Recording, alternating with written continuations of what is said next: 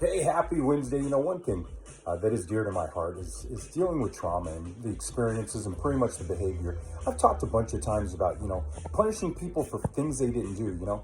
I've been in abusive relationships before. I've been in, people think that, only women get abused and stuff. But I've been in abusive relationships towards me. I've had relationships where women have raised a hand to me and everything like that. And I don't talk about it much, not because I'm embarrassed about it or anything, because I'm really not. I'm not embarrassed about not beating someone up after they hit me. What's embarrassing about that?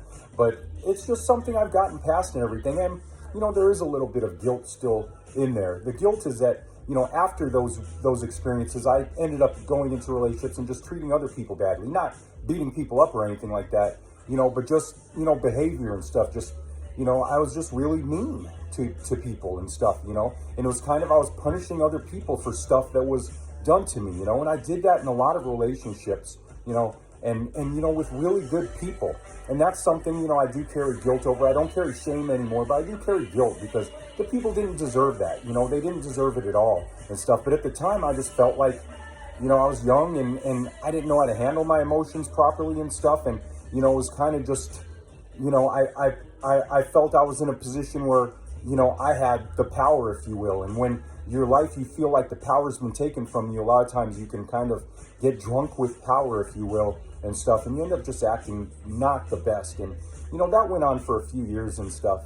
It's not something I deal with now or anything like that, not even close. But when I learned this lesson a long time ago, but it just went on for a few years and stuff. And I look back at those times and I just think about the relationships that I harmed, and just the people that I harmed and stuff like that, and just the bad impressions that I set with them, and probably the bad experiences with them that they took into other relationships and stuff. And it just begins this awful cycle. And I know a lot of us that have been traumatized or abused, we can be like, we're never going to be like that. We're never going to be like the people that did that to us. And the thing is, we are, we do end up becoming like that until our eyes kind of get opened up and we start to realize, and we look at our life after, years of experiences and stuff, and we're like, man, I wasn't very fair to that person. I didn't treat that person very well. I shouldn't have behaved like that, and you feel bad. And, the thing is, a lot of times you can't go back to those people and apologize. Some people just don't want to hear it anymore. They don't want to hear from you and stuff. So,